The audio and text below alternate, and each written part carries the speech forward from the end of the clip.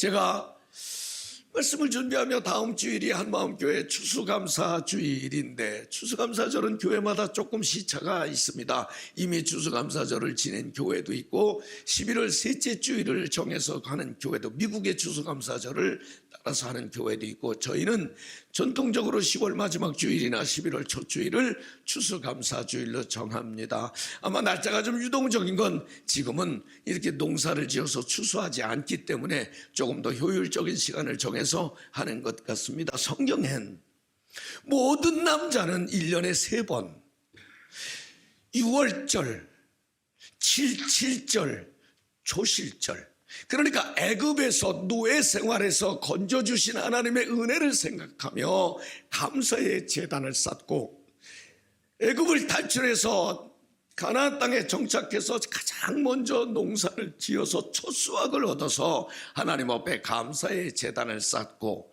초실절이라 그러기도 하고 77절이라 그러기도 하고 우리는 맥추절이라 그러기도 합니다. 그리고 한 해의 농사를 지어서 한 1년 동안 지켜주신 하나님의 은혜에 감사해서 지키는 절기를 초막절이라고 그러기도 하고 장막절이라고 그러기도 하고, 우리는 추수감사절, 이제 다음 주일을 추수감사주일로 지키는데, 사실 요새 누가 추수하는 사람 없잖아요. 농사 짓는 사람 없잖아요. 추수감사의 의미가 그렇게 크게 들어오지 않습니다. 그러나 이 감사의 절기를 제정하신 하나님의 목적은 나를 사랑하시는 하나님의 사랑과 우리의 사랑을 받기를 원하시는 하나님께서 우리의 사랑의 관계가 단절되지 않고 지속적으로 유지되고 소통되고 발전되기를 원하시는 하나님의 계획이셨습니다.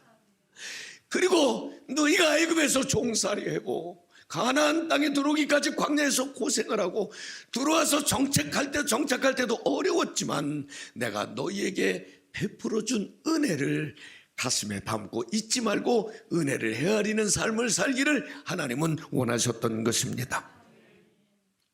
그러니까 이 감사의 절기는 감정이라기보다는 하나님 고마워요, 하나님 땡큐, 이거보다는 의지라는 거예요. 나에게 은혜를 주신 하나님, 내게 복을 주시는 하나님 앞에 반응을 하는데 하나님 감사합니다, 내 의지로 감사의 제단을 쌓는 것이 추수감사절이라고 하는 것입니다. 그러면 이 추수감사절의 의미, 나는 추수감사를 어떻게 제단을 쌓고 삶을 살아야 하느냐, 분명히 성경에서 모든 남자는 1년에 3번 감사의 제사를 하나님 앞에 드리라고 그랬으니까 이 감사의 삶을 좀 살아내야 되지 않겠습니까? 그럼 감사해야 될 이유가 있다면 첫 번째는 내게 주신 은혜 때문입니다.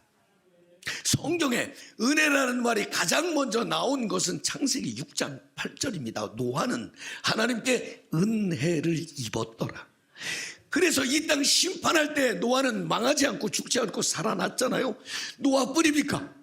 제가 최근 들어 가장 여러 차례 반복한 메시지가 에스겔서 14장, 재앙이 4가지가 한꺼번에 겹쳐도 자식은 사는지 죽는지 내가 관여할 수 없지만 당사자들은 죽지 않고 보호해 줄 텐데, 그 4가지 재앙은 전쟁, 러시아, 우크라이나, 이스라엘과 하마스 전쟁, 지진, 아프가니스탄 지진, 전염병, 전 세계에 있는 코로나, 그리고 사회적인 폭력, 여러분 각종 사고가 사건이 막 일어나죠.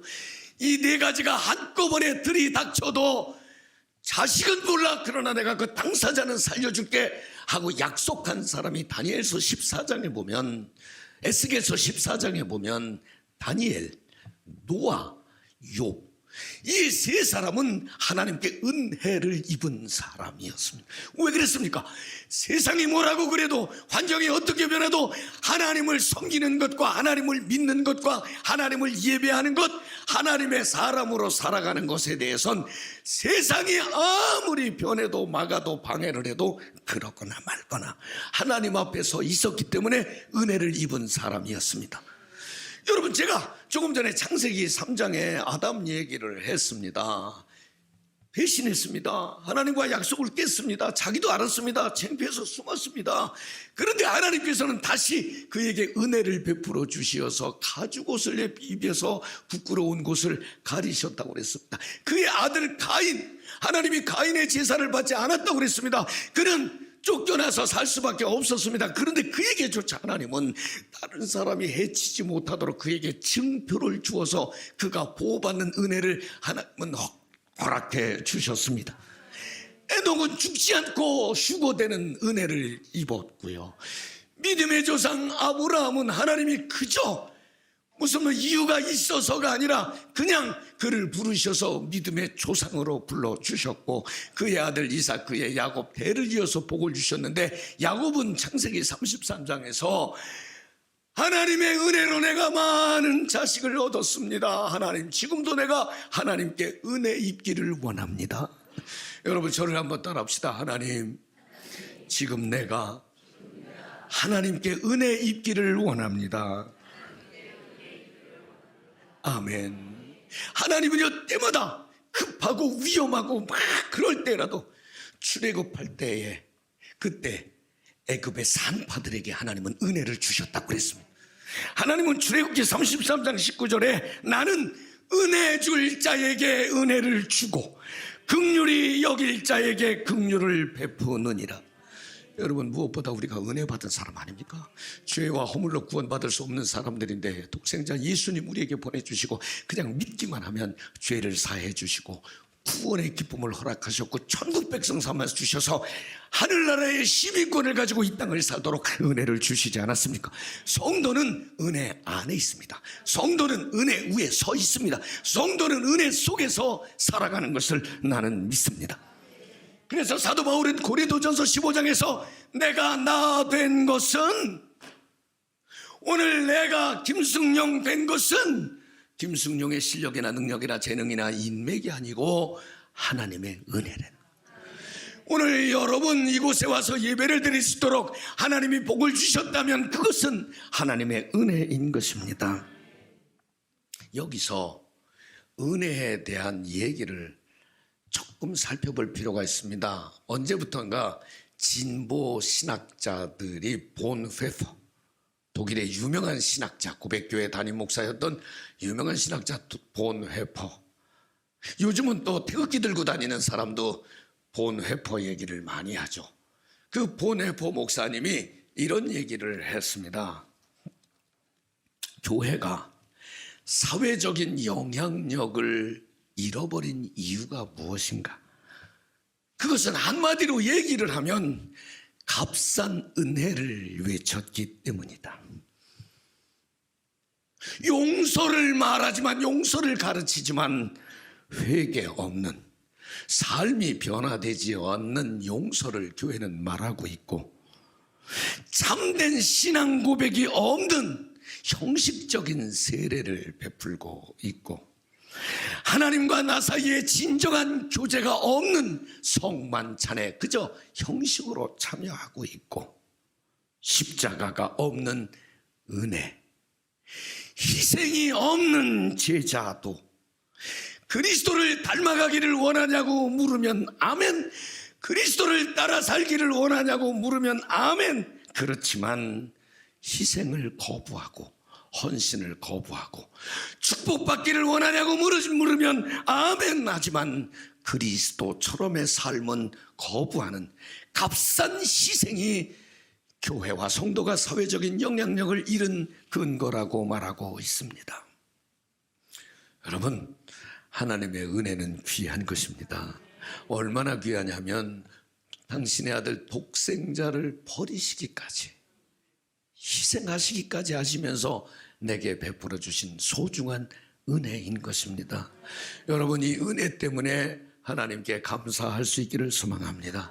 같은 얘기인지 모르지만 우리가 감사할 수 있는 것은 하나님의 은혜, 같은 뜻일 거예요. 하나님이 내게 주신 복. 여러분, 돌이켜보면 오늘 하나님께서 주신 복이 저에게도 여러분에게도 있지 않습니까?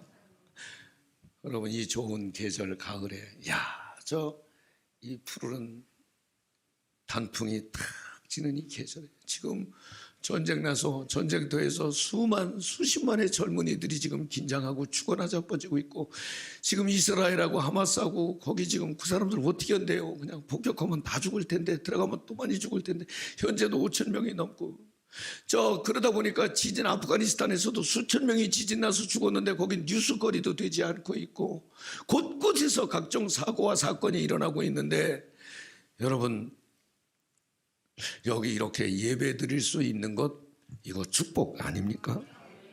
대한민국도 전쟁에 폐허 지금 그 가자지구 막 폭격하고 나서 보니까 완전히 폐허더만요.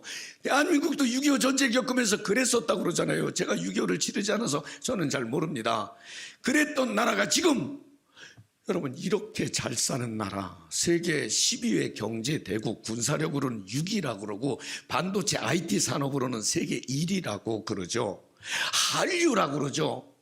한국 노래 한국 춤, 한국 음식. 필리핀 사람들에게 제가 학교에 9시에 가서 설교를 하고 그 선생님들을 응원할 때 제일 좋은 게 뭐냐면 한국에서 오신 목사님이 밥 사주는데 자기들이 제일 좋아하는 거 삼겹살. 그럼 그 클락의 육안에 삼겹살 거기 가서 그 삼겹살 파티 한번 해주면요 이분들은 너무너무 좋아요. 그렇게 그분들도 몇 년 전에는 삼겹살을 먹을 줄 몰랐었습니다. 그런데 지금 한류 바람이 불어서 필리핀엔 어느 정도냐면 한국 사람이 한 사람도 살지 않는 동네에 삼겹살집이 있어요. 필리핀 사람들을 위해서 그렇게 한국 음식, 한국 문화 지금요 전 세계를 휩쓸고 있잖아요. 여러분 이런 축복을 난 다른 건 모르겠어요. 그런데 우리가 애국가 부를 때 뭐 기독교 신자나 불교 신자나 다 애국가 부를 때 뭐라고 불러요? 하나님이 보호하사 우리나라 만세. 야 거기 만약에 부처님이 보호하사 우리나라 만세, 단군님이 보호하사 그랬으면 어떻게 될 뻔했어. 그런데 애국가를 부를 때 학교 가서 교회 열면 다 틀어놓고 월요일이면 하나님이 보호하사 우리나라 만세 아멘 할 뻔했어. 그렇잖아요. 정말 하나님께서 우리에게 주신 복이 크지 않습니까? 경제가 성장하면서 우리도 막 매연도 많고 공기도 나쁘고 그랬다고 그러잖아요. 필리핀에 가면 아름다운 게 몇 가지가 있는데 노을 석양이 아름답고 하늘이 맑고 깨끗하다고 그랬어요. 이번에 갔다가 목사님들이 필리핀의 공기가 좋다는 클락이나 수빅을 지나오면서도 한국 서울의 하늘에 비하면 하늘도 아니요. 서울의 가을 하늘이 얼마나 맑고 깨끗한지. 그러고 나서 보니까 여러분 이 나무가 쫙 있는데도 구청에서 우리 교회 앞에 오늘 주일 예배 드린다고 축하한다고 꽃바구니를 전봇대에 다 달아놨어. 장안동에 오는 사람들 넘어올 때 기분 좋으라고 장평교 다리 위에다가도 꽃바구니를 다 우리 교회 예배 드린다고. 그러는 나라가 어디 있습니까? 물차가 다니면서 도로 바닥을 청소하는 나라가 그리 많지 않습니다. 대한민국이 그렇게 복을 많이 받은 나라예요. 여러분 대한민국 사람이잖아요. 여러분 복 받은 사람인데 자꾸 불평하고 원망하고 그러지 마요. 여기 보니까 오늘 상부 예배 여기 앉아 계신 분들은 얼추 다 이제 마스크도 다 이렇게 벗었는데 지금 막 숨쉬기 곤란한 분 있어요? 별로 없죠? 그래요. 이제 여러분이 사람이 숨쉬기가 곤란하면 산소호흡기 끼잖아요. 이제 중환자실에 가면 호흡기를 끼고 뭐 그러기도 하는데 이 산소를 들이마셔야 사니까 산소를 마시고 이산화탄소를 배출하고 이렇게 하잖아요. 근데 이게 사람은 하루에 23,000번 정도 숨을 쉰대야. 뭐 바쁜 사람은 조금 더 쉴 거고 이게 긴 사람은 조금 덜 쉴 테지만 23,000번 정도의 숨을 쉰대요. 근데 이게 산소 호흡기로 산소를 사서 마시려면 돈으로 따지면 한 달에 한 1,000만 원 정도 든대요. 산소 호흡기를 한 달 동안 달고 있으면 그렇대야. 1년이면 1억이 넘는다는 뜻 아니야. 여러분 오늘 숨 쉰 사람은 연봉이 1억이 넘는 사람이죠. 일단 그거 다 공짜입니다. 창문을 열면 맑은 공기와 따사로운 햇살이 들어오잖아요. 그거 다 공짜입니다. 여러분 지금 집에 가서 물 들기만 하면 수돗물 쫙 나오잖아요. 그저 냉장고 열기만 하면 먹을 것이 잔뜩 담겨 있잖아요. 여러분 축복 아닙니까? 원망하고 불평할 일이 아니고 감사하고 감격해야 될 일 아니겠습니까? 설교를 다 했는데 어느 학교에서 선생님이 아이들에게 테스트를 하면서 세계 7대 불가사의가 무언지 좀 써서 내라고 그랬습니다. 세계 7대 불가사의, 그러면 우리는 뭐 이집트의 피라미드가 생각이 나고, 뭐 이게 이제 고대하고 현대하고 조금 다르다고 그러잖아요. 그 뭐 바벨론의 공중정원을 말하는 사람들도 있고, 뭐 엠파이어 스테이트 빌딩을 말하는 사람, 성 베드로 성당을 말하는 사람, 피사의 사탑을 말하는 사람, 다 이제 자기가 알고 있는 거 좀 쓰라고 그랬는데, 한 아이가 쓰긴 썼는데 내려고 그러질 않아서 선생님이 좀 보면 안 되겠냐? 그랬더니 거기에 세계 7대 불가사의를 썼는데, 이 학생은 뭐라고 썼냐면 1. 보는 것, 2. 말하는 것, 3. 만지는 것, 4. 듣는 것, 5. 느끼는 것, 6. 웃는 것, 7. 사랑하는 것. 이게 자기가 하고 싶다고 할 수 없는 사람이 얼마나 많은지, 이거 할 수 있는 게 기적이라는 거예요. 야, 다시 한번 해볼게요. 혹시 여러분 이거 다 갖고 있으면 다음 주에 감사한금 많이 해요. 보는 것, 말하는 것, 만지는 것, 듣는 것, 느끼는 것, 웃는 것, 사랑하는 것. 우리는 이런 은혜와 복을 받았는데, 여러분 제가 오늘 시편 116편을 12절부터 19절까지 읽어놓고 성경 얘기 한마디도 안 하고 설교가 끝날 시간이 됐습니다. 저는 이 시편 116편은 다윗의 시인데, 다윗하고 입장이 비슷한 사람이 다윗의 선대 왕이었던, 다윗의 장인이었던 사울이었습니다. 사울은 어느 날 아버지가 나귀를 잃어버렸는데 그거 찾으러 갔다가 같이 간 사환이, 아이고 저기 용한 선지자 있는데 그 사람한테 좀 물어봅시다. 갔다가 그 사무엘이 왕으로 머리에다 안수를 해서 하루아침에 팔자가 바뀐 사람입니다.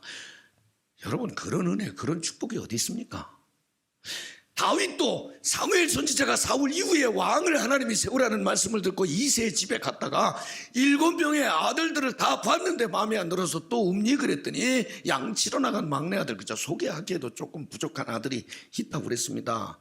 근데 데려오라 그래서 그냥 머리에 안수하고 왕이 된 사람, 왕이 된 일이 비슷해요. 그런데 사울은 왕이 돼서 그 복과 그 은혜를 간직하지 못하고 하나님의 능력보다는 사람의 능력이 센 줄 알고 예배하는 것보다는 그저 계획 세워서 전쟁터에 나가는 것이 옳다고 여기고, 예배는 뭐 아무나 하면 안 되냐고, 꼭 목사님이 해야 되냐고, 내가 해도 되지, 그러고서 자기가 그냥 마음대로 하다가 블레셋과의 전투에서 전사하고 말았습니다. 다윗은 목동이었던 자기를 왕으로 세워주신 하나님의 은혜 때문에, 여러분, 이 시편의 대부분 다윗이 하나님을 찬양하고 경배하는 노래입니다. 얼마나 좋은지 법궤가 들어올 때는 바지가 내려가는 것도 모르고 춤을 추며, 하나님이라면 하나님의 성전, 하나님의 그 언약궤가 천막에 있는 것이 안쓰러워서 돈을 많이 모아서 성전을 건축하기를 원했는데, 하나님이 피 많이 흘린 네 손으로 성전 짓지 않겠다고 그러니까 다 모아서 아들 솔로몬이 성전을 짓도록 준비해 놓은 그 은혜와 축복을 간직하고 살았던 다윗. 사울과 어쩌면 시작은 비슷했지만 결과는 다를 수밖에 없었습니다. 여러분, 하나님이 주신 축복과 은혜를 가슴에 담고 감사할 수 있기를 소망합니다. 제가 1부와 2부 예배 때도 이런 얘기를 했는데, 추수감사절 되면 성도들이 고민하는 게 있어요. 추수감사절 헌금 얼마나 해야 되지? 이런. 괜찮아요. 헌금은 안 해도 괜찮아요. 하나님이 돈을 요구하시지 않습니다. 이런 얘기가 있습니다. 중동의 왕실의 한 왕자가 몸이 많이 아팠는데 거기서 치료 기술이 떨어졌는지 미국에 가서 치료를 받고 완쾌됐습니다. 그 왕실에서는 그 병원 측에, 그 의사에게 치료비 청구서를 좀 달라고 그랬습니다. 얼마의 돈이 나왔는지.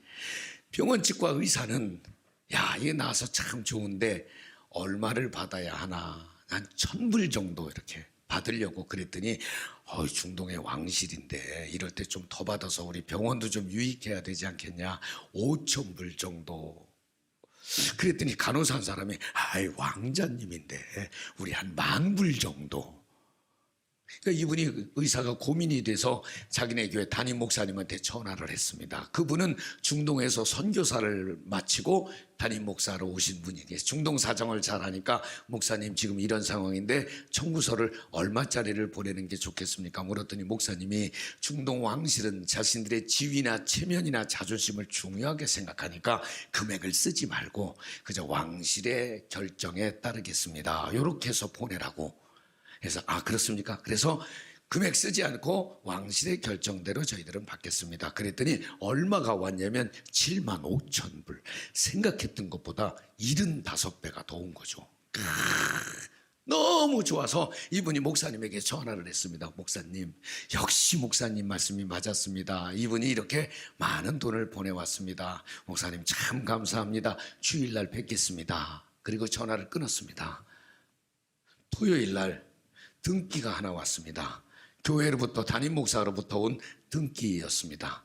열어보니까 무슨 내용이냐면 성도님 중동의 왕자를 치료해 주셔서 큰 복을 받았는데 성도님은 하나님의 아들이시죠. 왕자의 신분에 맞는 치료비를 받았듯이 하나님의 아들다움에 맞는 감사 헌금을 이번 주일날 드리시기 바랍니다. 이렇게 왔다고 그래요. 실제로 있는 얘기인지 누가 지어낸 얘기인지는 제가 잘 모르겠습니다. 자료집을 통해서 본 얘기입니다. 그렇습니다. 여러분, 우리가 하나님을 얼마나 사랑하느냐, 주신 은혜와 축복이 얼마나 놀랍느냐에 따라서 하나님을 대하는 우리의 태도도 결정되리라고 믿습니다. 결론입니다. 추수감사절 저는 이렇게 하고 싶습니다. 저희 교회는 월요일부터 한 주간 동안 특별 새벽 기도회를 하기로 했습니다. 여러분, 지금 모든 목사들의 얼굴에 근심이 가득합니다. 내년 목회 사역을 하기 위해서 한 방에 모여서 대화를 나누었지만 모두가 근심 걱정이었습니다.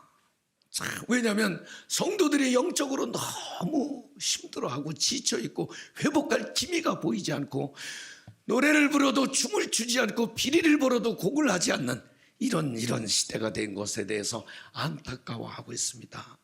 그런데 여러분, 금난교회 김정민 감리사님과 함께 많은 대화를 나누면서 이분이 추석날 우리 교회는 100명의 새신자가 등록을 했습니다. 그 얘기를 제가 여러분에게 전달한 적이 있습니다. 그게 10월 1일이었습니다. 10월 8일, 10월 15일 2주간이 지나고 16일 날 아침에 같이 여행을 떠났는데 그날 아침에 요새도 전도 잘 됩니까 감리사님? 그랬더니 2주 동안 1,000명이 등록을 했습니다. 그러더라고요. 가슴이 쿵 했습니다. 그렇지. 목사는 영혼 구원하기 위해서 하나님이 세워주셨고 교회는 영혼 구원하라고 이렇게 멋진 건물을 주셨는데 나는 무엇하고 있나 이런 생각. 그래서 제가 네가 어디 있느냐라는 물음을 계속하면서 이 여행을 했습니다. 이번에 영적인 힘을 찾기 위한 기도회에 여러분 다 오시기를 바랍니다. 구원받아야 할 사랑하는 사람들을 위해서 꼭 축복기도 중보기도 해주시기를 바랍니다. 이번에는 온 교인들이 완주하기를 원해서 한 주간 단지 5일만 기도하기로 했습니다. 일정이 겹쳐서 그러기도 했지만 5일만 기도를 합니다. 이번에는 사회를 보고 기도를 하고 성경 봉독을 하고 그거 순서 맡은 분들은 전날부터 긴장을 하고 그래서 그것도 다 하지 않기로 했습니다. 그리고 빵을 굽고 커피를 타주고 이것도 하지 않기로 했습니다. 그런 일들은 다 목사들이, 목회자들이, 우리 교역자들이 다 나서서 아이들 학교도 가야 되니까 라면도 끓여주고 곰탕도 끓여주고 그저 빵도 구워주고 이건 다 목회자들인 저희들이 할 것입니다. 성도들은 이번에 5일 동안 말씀 받고 기도하고 그래서 응답받고 간증해서 은혜와 축복이 내 삶의 감사의 한 부분이 되기를 소망합니다. 그리고 이 감사의 모습이 하나님께도 사람 앞에도 그래서 저도 여러분도 눈빛과 얼굴빛과 삶의 모습이 지금보다는 한결 환해지는 추수감사절 되시기를 주의 이름으로 축원합니다.